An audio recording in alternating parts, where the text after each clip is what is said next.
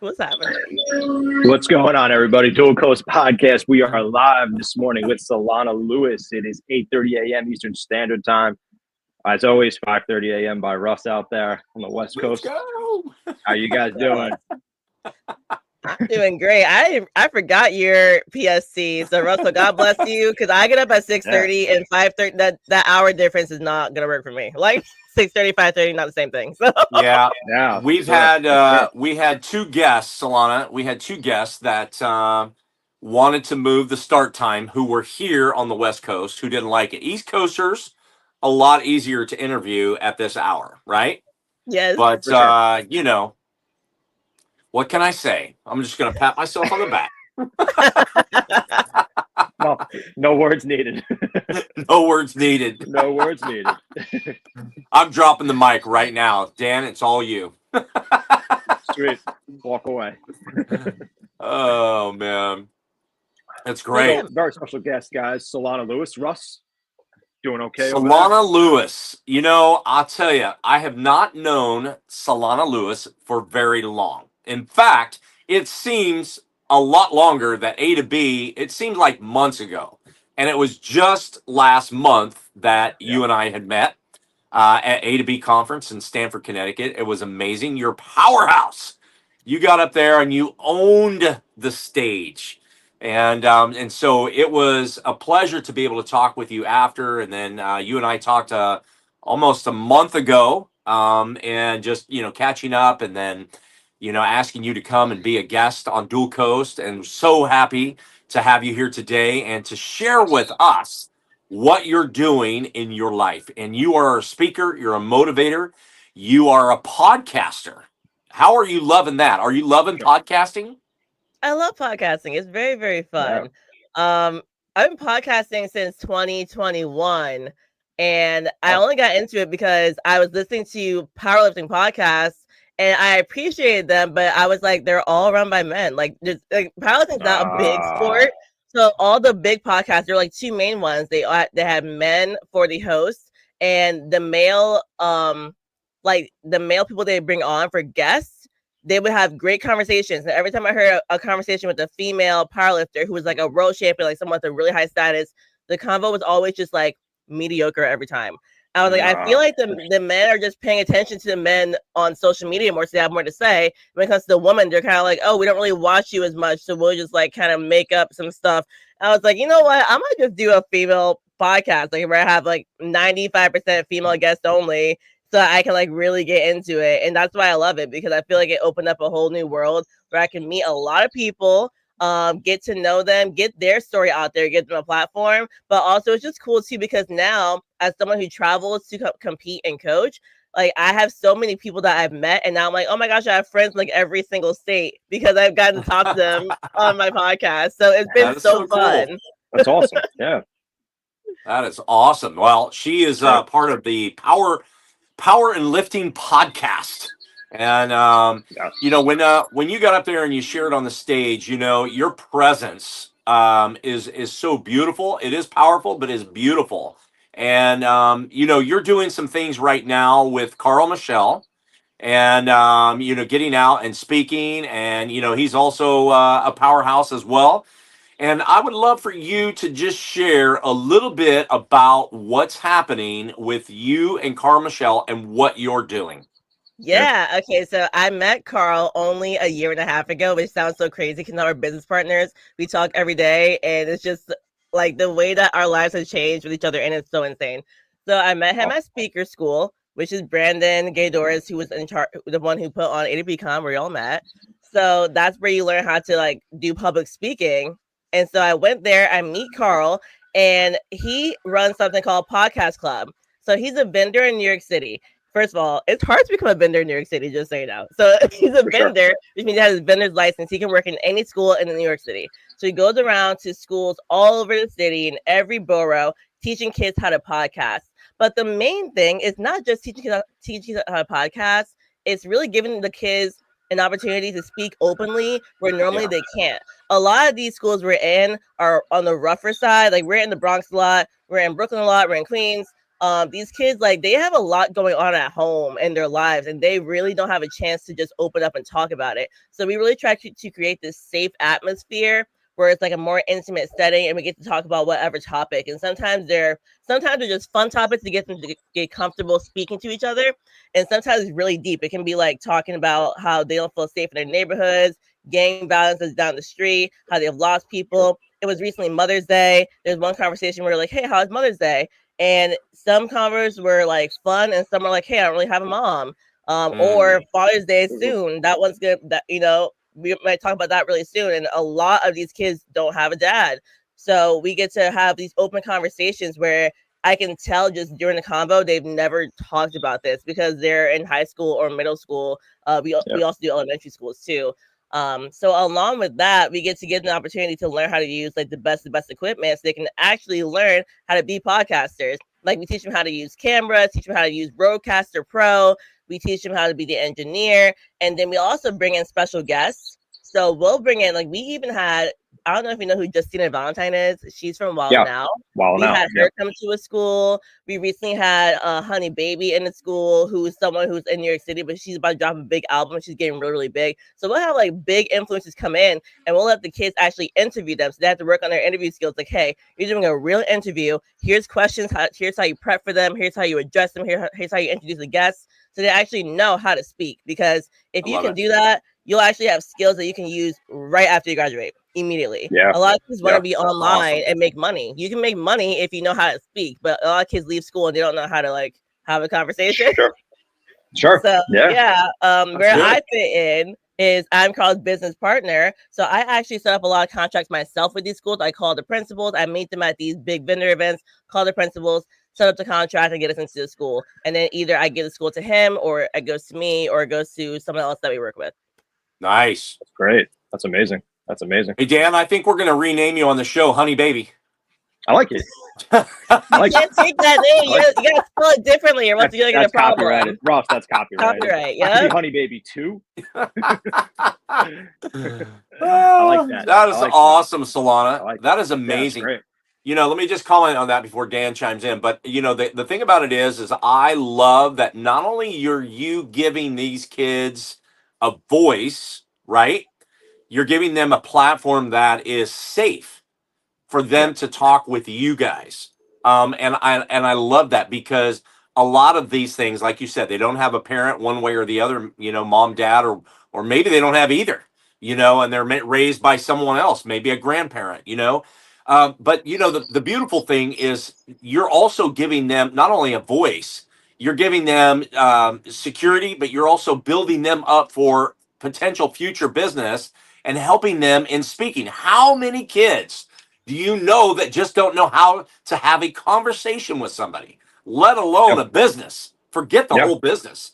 Just having a conversation with an adult. Let's say you're working with a 16, 17-year-old who can't carry on a conversation. That is beautiful.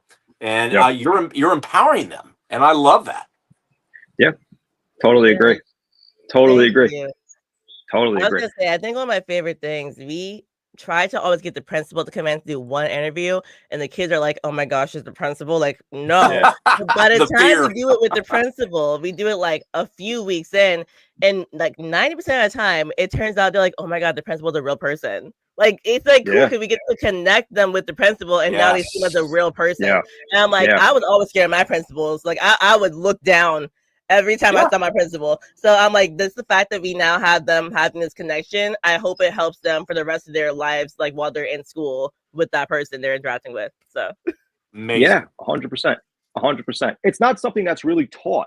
Speaking is not really something that's taught in schools. Yes, you have some like writing enrichment classes and maybe some public speaking schools, and maybe some classes do have public speaking. I'm not too sure. But most of the time it's not really taught how to have a proper conversation, how to introduce yourself, how to interview somebody.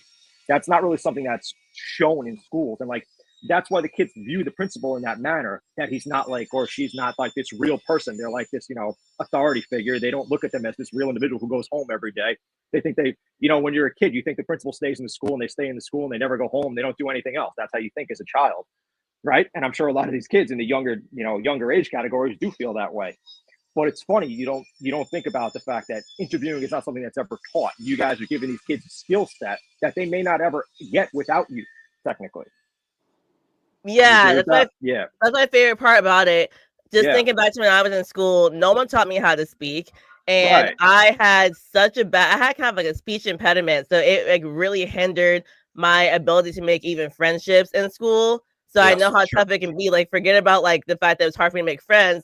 Just talking was hard for me. And no one could help me. They were just like, I remember teachers being like, you should really figure out how to slow down when you talk. I can't understand you. I was like, that's not helpful information. I didn't figure it out till I got to college, and I just started to get extra help because they had like more resources on campus. But at that point, I'm technically an adult, right? Like I should have learned this as a kid. So that's why I love it, because like kids need to know how to talk to do anything. I always ask kids, what do you want to do with your life? I don't know what they don't know. I don't know. But if you can't speak, you can't do anything really. So yeah. And by the way, the words still come out fast, but they are clear and they are precise. That's it. I know it used to just be like not one word understood, not one single word. So I still definitely speak fast though. I know. We understand it all. I do the same thing. Rush tries to coach me.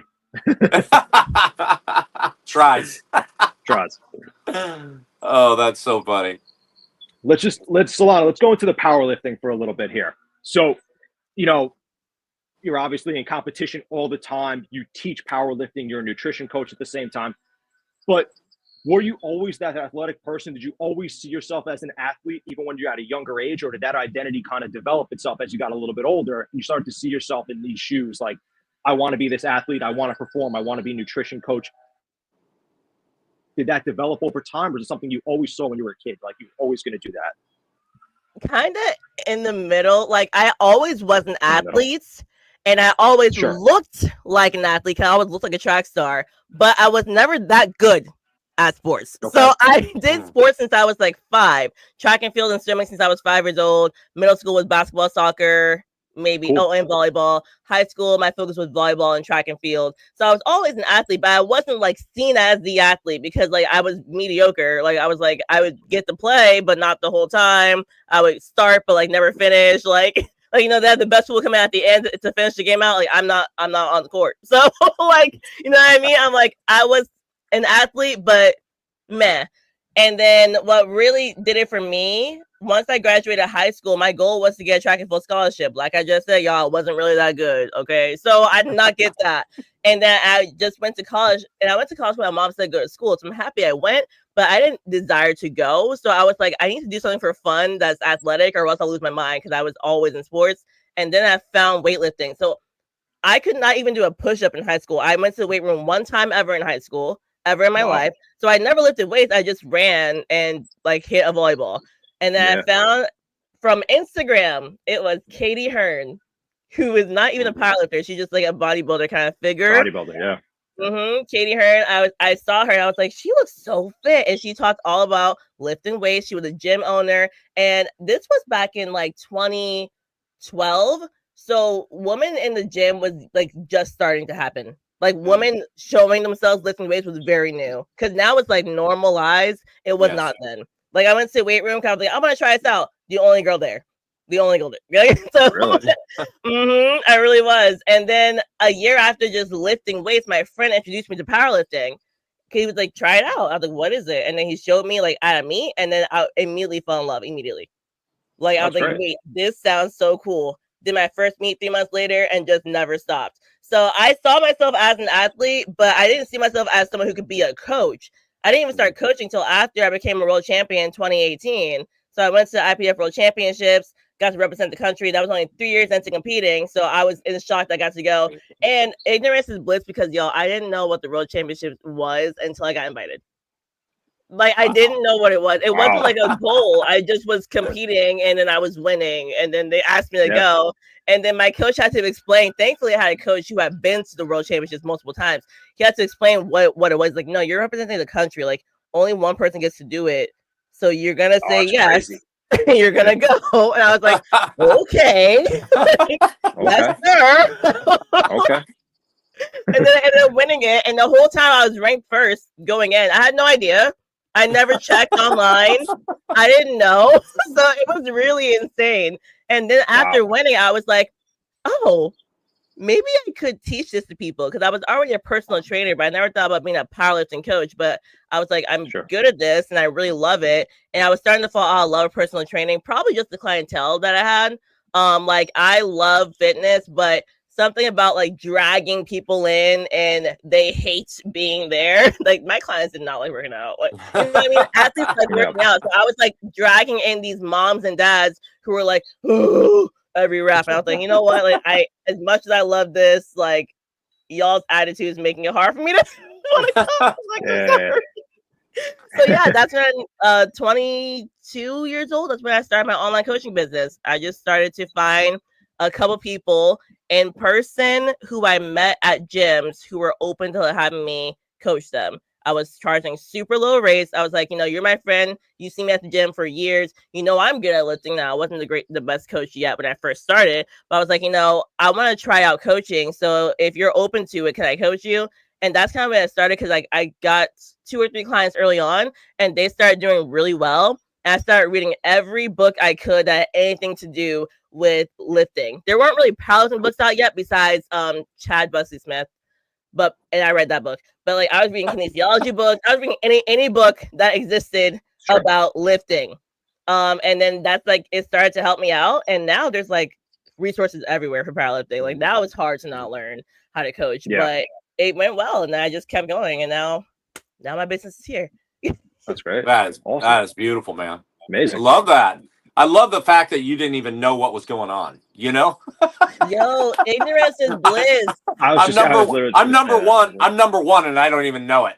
Yeah, it's crazy, but I'm happy because the stress I see people and some of my athletes go on there because they know everything's in your face now. Like with social media, and they're like, I have to get here, and like they think it's normal to get strong really fast because they see like the best in their face, and I'm like, that's actually not normal. Like that's like the top 1%. But for me, I was never stressed or pressure. I was just having a good time, which I'm so thankful for. That's awesome. Well, you're spending you're spending a lot of time coaching people, and you're just you're feeding them, Lord, all of these things about life and about lifting and everything. Who speaks into your life? That's a great question, Russell. Okay. Who speaks into my life? Number one, I would say I have multiple coaches. So I have my own powerlifting coach. And what I love about him is that whenever I get a coach, they know I'm a coach. So it's not just like they're coaching me. Like I get to ask them questions about my clients, asking about why they have me doing certain things. Like they really teach me a lot because I ask a lot of questions. We've even gotten on calls before where I'm like, hey, I have this one client and I don't know why. I can't figure out their deadlift. Like I tried everything. I will lay it out for you. Can you help me? And we'll go through for an hour and talk about how, like, we'll just go through everything. Like, okay, I think this is what we can adjust. So like he is more than just a coach to me. His name is David Wilson. I would say he's my coach and powerlifting mentor right now. And he's probably the 4th coach I've had. I want to stick with him forever, honestly. I've had some great coaches, and then after a few years, sometimes I feel like I need to make a change. But he's huge for me. I'm a big fan of just like therapy. I've been in and out of it. I have a therapist right now, and he's a very specific therapist. He's a relationship coach. Okay. So one thing I've learned about is, for me, is as much as I seem as an extrovert and I love talking to people, like when it comes to close relationships, I don't have a lot of them because I tend to just like put all my energy into working and then like not enough into like close friends. Yeah. And so that's what I'm working on. And I decided very recently, like, you know what, like why don't I get coaching for? Like I love learning. So I have a relationship coach. And then I'm also a Christian. I'm involved in a Bible study every single week. I have my faithful Bible study with some girls from there that I go on coffee dates with. Like we really have great conversations. So I have a lot of spiritual help in that realm. And I think Brandon, of course. Brandon's my speaking coach and business coach. Sure. And Brandon, like every meeting we do, I learn a lot. So I feel like he's probably one of my biggest supporters. He just always like cheering me on and saying like, you're doing great, keep going. Here's what we're going to work on this week. You're doing great. And I need that. He's so helpful. So yeah, that's like 3 coaches and a spiritual support group. And then my mom. Awesome. My mom loves me. We're close. So there you go. That's awesome. There you go. You know, Awesome. hey, last week did you leave a video for Brandon for his birthday? Yes, I did. So I had no idea. I just heard that I was, you know, it was his birthday and I had no idea how old he was, you know. So on my video I was like, yeah, I want to give a shout out to Brandon, you know, and you know, I don't know, Brandon, I don't even know how old you are. You like 40, you're 35? Yeah. Like 30, he's 32. 30, Oh, 32. see? I thought 34. Yeah, 32. We had this discussion, Ross. I was like, oh, friend. That's okay. Yeah. He just looks more mature. That's it. And it's funny, everyone thinks Carl is like turning 32 or something. I'm like, it's always the opposite. They think Brandon's It's older, they opposite. think Carl's younger. Yeah. Oh, that's funny. That's funny. Solana, you touched on this a little bit before. When you had people coming into the gym who didn't really want to work out, and you know your clients were coming in and they, you know, you didn't feel like that we'll say vibe, for lack of better words, from them, that they wanted to train or anything like that. And even like with the kids in the schools who aren't motivated, let's say, and when you see them and, you know, you're trying to hype them up and do, you know, get more out of them, what's your approach to that? What do you say to people who just don't feel motivated? How do you interact with them? How do you drive that motivation in them? Oh, another good question. I had a student ask me this past week. They were like, hey, it was a male student. He's like, I really want to keep motivated when it comes to working out and my goals, but I struggle really hard. I was like, okay, you know what? Like, tell me what your goals are.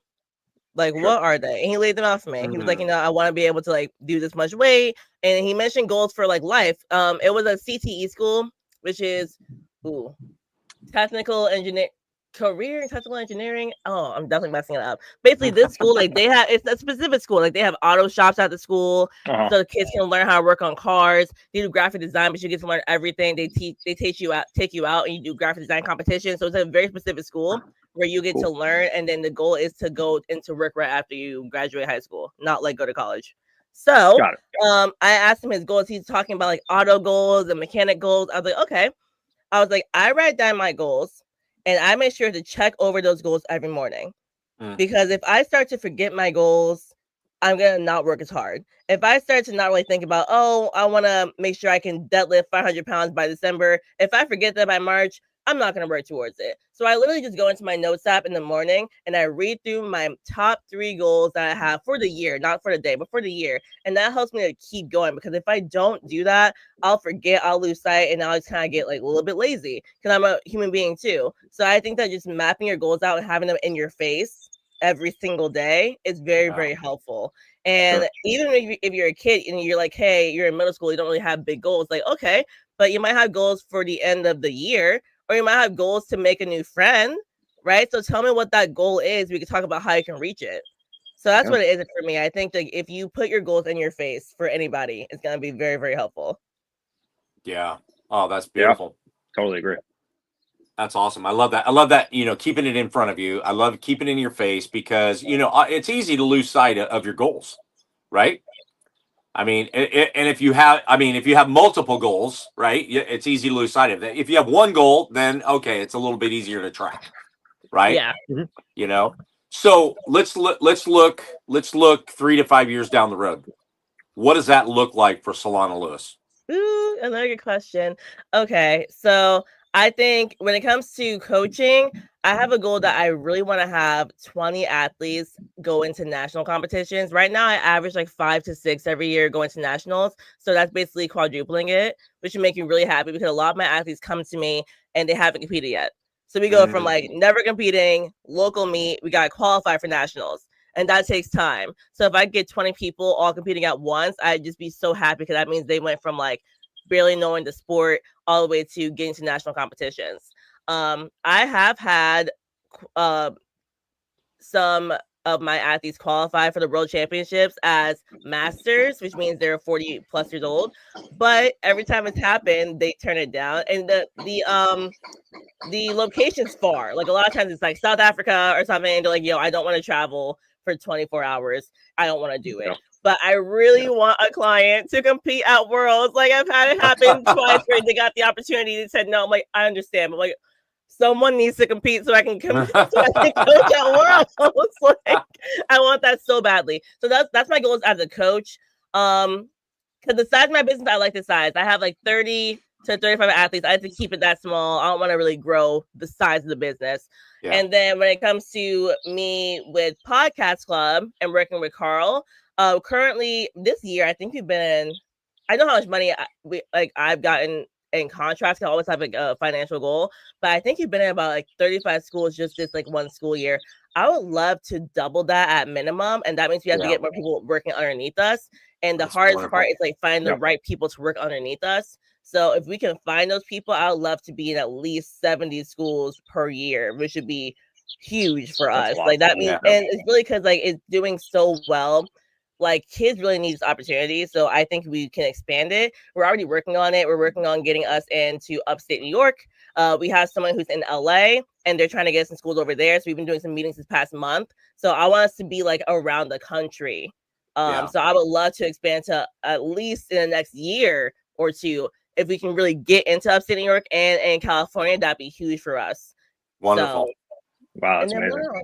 I love that. And then I guess on a personal level, I would love to be in a relationship at some point in the next 3 to 5 years. Like, honestly, I'm doing coaching. I feel like I should get my money's worth. My coach better get me a man, all right? Or else he failed at his job.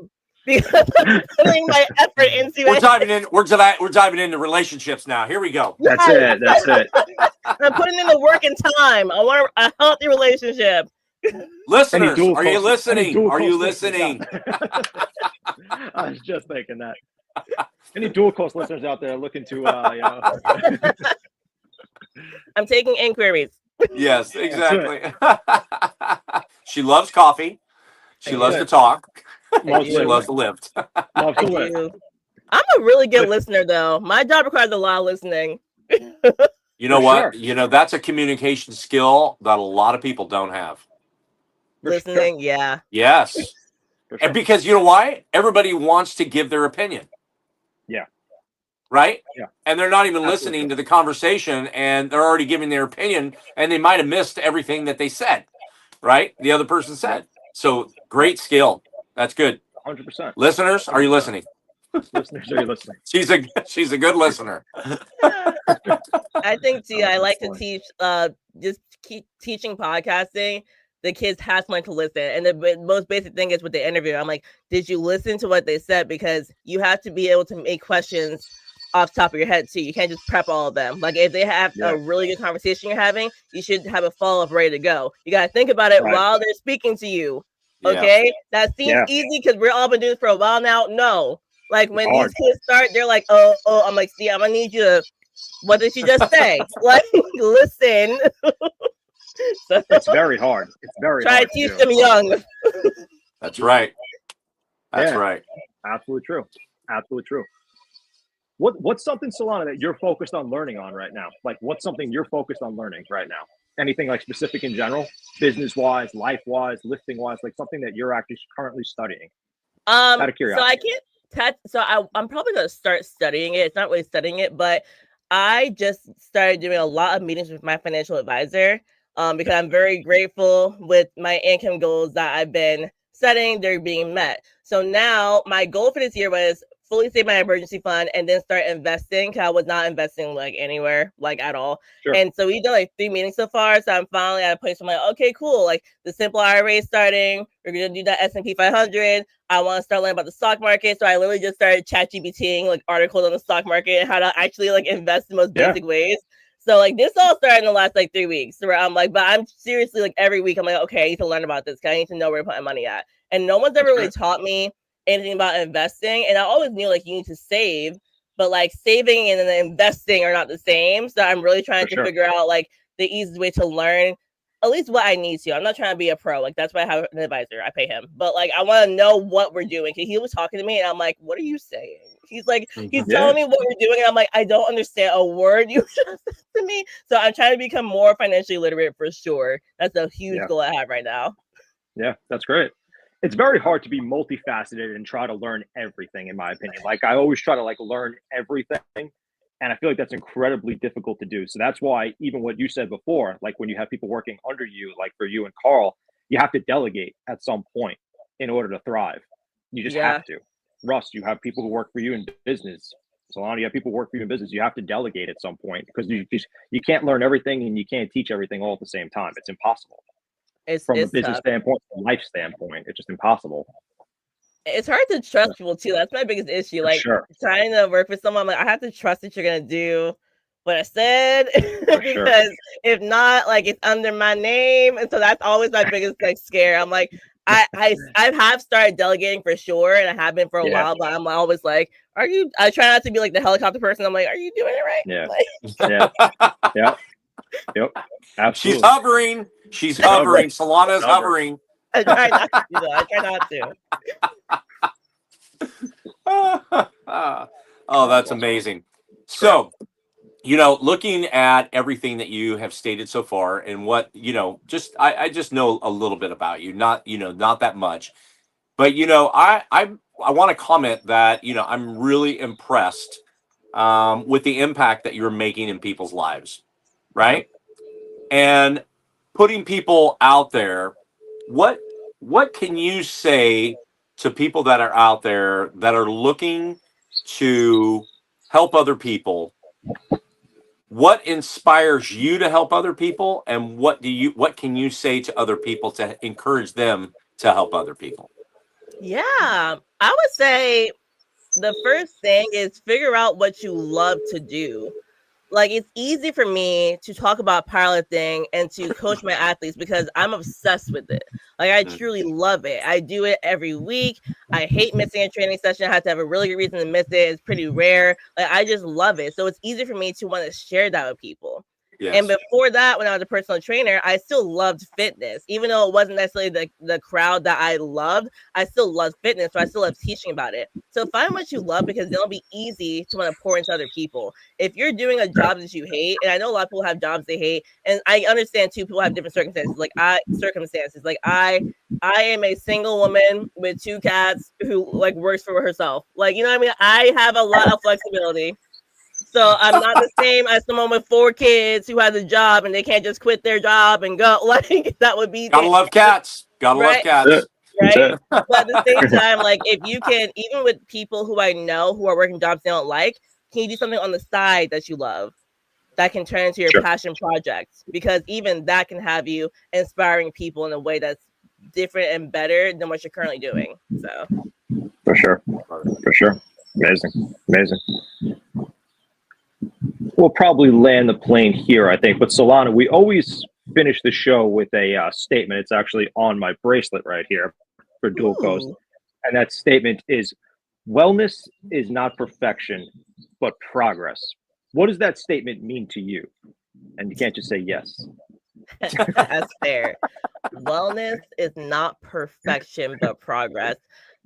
That's good because we have to learn from our failures.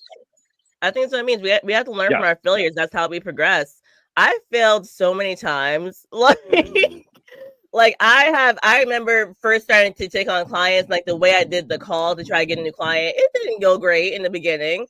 There are a lot of people who probably would have been my client if I knew how to really navigate a conversation and show my skills during that conversation, but I didn't. I've even had times where I dropped the ball. Like I reach out to a lot of principals, a lot of them try to get into schools, and I'm really good at communicating with principals and like not like following up with everybody. But I've had weeks where I'm like, yo, I did not hit my goal for the amount of people I want to reach out to. And so I know I could have potentially lost the contract and we could have impacted the school, right? So you have to just get back up and like remind yourself again what your goals are and then try again the next day. Don't wait till, if it's Tuesday you mess up, don't wait till Sunday. You gotta like throw out the whole week. Just like take a minute and then see how you can be better tomorrow. Yeah, for sure. Amazing. Love that. Amazing. I'm going to ask inspiration today. I'm going to ask one more question real quick. Yeah. Let me ask one more question. Ask it, baby. And I always ask all the athletes, and Russ knows what's coming right now. Come on, honey, baby. That's right. Solana, what is the legacy you want to leave? Whether it be athletic, business, life, motivational, what is the legacy Solana Lewis wants to leave? On the public, on the kids, what does that legacy look like? You truly can achieve your wildest dreams. I feel like I'm living my wildest dream. I'm obsessed with what I do for a living. And there was a point when I was a kid where I never thought I would be able to be financially stable and do what I love. My family grew up in the struggle.